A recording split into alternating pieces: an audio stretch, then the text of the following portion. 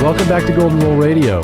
Since last week, when the markets were selling off big time because of the tariffs, markets have rebounded a little bit, the stock market that is. Gold liked the debate between Trump and China on the tariffs and has risen back up to the 1,300 level. Busted through just barely, and now it's pulling back on Wednesday here about 1295.96. A few weeks ago, when it was around 1270, I was a little bit more aggressive than you and Tori Miles about this being a good opportunity to be buying. Not that we're not going to see those mid 1200 levels, but we bounced from 1270 with gold up to 1300 and just off of that today. Where do you see us going from here? Sure, and I think this comes into the argument of technicals and fundamentals and what's actually pushing the market short-term and long-term. So yeah, that's a good way to put it. Little quick recap. You know, we've had this step-down pattern in gold since about February and March. Earlier this year, we came into that 50% fib retracement level with divergence, so having a bounce back up makes sense. Obviously, we had a fundamental reason that we had that gold pop last week, but I would argue and continue to argue that unless we see 1310 or above and really back in the 1320s, I'm still arguing down.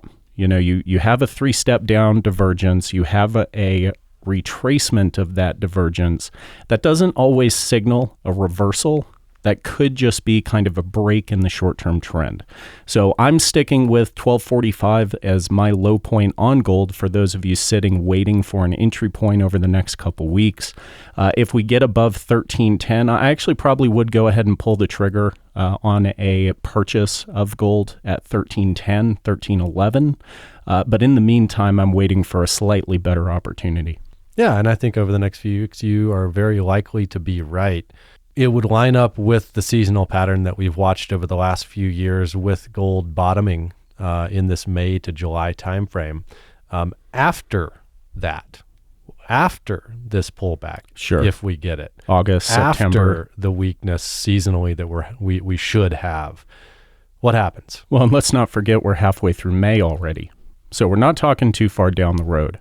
And I think to throw out a different argument, maybe this has to do with the tariff conversation, but I do want to briefly bring out the COT report from the previous week and this past week. About 2 weeks ago, silver was flat, leaning a little heavier on the short side. However, both platinum and palladium were pretty aggressively long when you were looking at the managed money side. Palladium 11 times more long. Platinum 3 times as many contracts long, but gold was dead even. So you get back to the end of April, gold traders and managed money was looking at a dead even market between long and short contracts. Lo and behold, we have our market move last week, and when the May 7th report came out, gold is actually 10% more long than short. So there is some managed money out there who's expecting to see the price go a little bit higher. So I certainly could be wrong when we're just looking specifically at the charts and the action that's happening, and that's where the fundamental discussion becomes valuable. Yeah, jumping to platinum. Platinum's giving you another opportunity to buy it below 900. It was rising well and kind of bouncing around 850. It's today a little bit lower than 850, and I wouldn't be waiting on platinum because the trade talks actually could start to benefit these industrial metals as we go back and forth and argue over different tariffs and try to settle something. It really could heat up the price of some of these commodities. Sure, and the 850 mark has held 3 times now. Since we started this month, so just over the last couple weeks, although the bounces are getting more shallow. So each high following the last 850 test, the last 2 at least, has been shallower than the previous. So we'll have to see what the bounce here is over the next week. But if platinum gets back up above that 382 fib, back into the 860s, 870s, then we could be off to the races on platinum.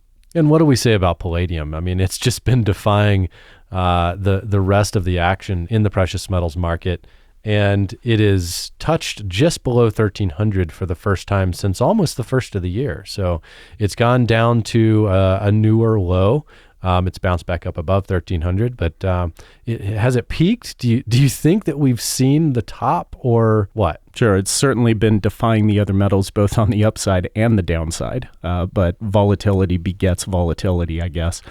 I don't know. You know, it's a good question. I mean, if we get a kick off in the industrial commodities because of some of this tariff discussion and the fact that platinum and palladium, you're talking about basically two countries that have access to the majority of the world's supply. There's no reason you couldn't see higher palladium prices. So I'm less concerned with the price and more concerned with the ratio.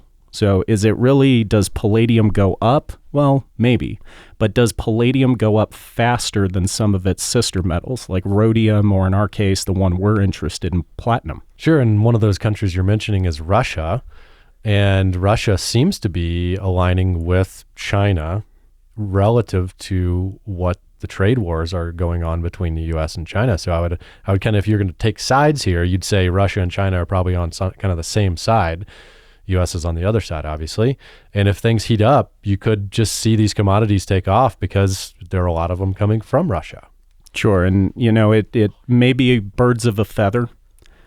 That's certainly one issue. The Russia-China relationship could be politically. Yep. Or it could just be two countries that aren't necessarily driven by or interested in being dictated by U.S. global hegemony over the currency. So I think it's worth going back and listening to Dave and Kevin's show from yesterday, where they talk about the tariff discussion and a potential loss of U.S. hegemony over world trade over the next 5-10 years. We're going to throw rhodium into the mix today, something a little new on this show, but it is one of the precious metals. It would be kind of the fifth precious metal, right? Yeah, Robert, when did you first start hinting about rhodium around the office? Where was the price? A few years ago, $600 range, I guess. Not a bad place to start. Looked into it, should have bought it. Got distracted. I think there was a squirrel outside that I saw. Tends to happen. And you do like squirrels. And got distracted and didn't buy it. Today it's sitting about $3,000 an ounce. This is only in about 3 years time period. It has been up to almost $10,000 an ounce. So we're going to start covering rhodium going forward. Maybe not every week, but we'll talk about it a little bit. Sure. As one of the sister metals to platinum, I think it's fair to bring into the conversation. I don't know if we'll talk about iridium yet, but rhodium is a popular enough out in the world. And we do get asked about it by clients on a fairly regular basis. So we will try to bring that into the mix during the conversation. The only thing with rhodium today that we'll say is that it can't go into an IRA. So the whole ratio trading strategies that we excel in here at ICA, you can't do that with gold to rhodium. We should chart that, but can't do it. So we'd be buying physical rhodium. Spread's a little bit wider with that product, but we'll cover it going forward. That's it for today's show. You can follow us on Twitter at ICA Gold. You can like us on Facebook at McIlvaney Financial. Our website is McIlvaney.com. Call us at 800-525-9556. Thanks for listening. Have a great week.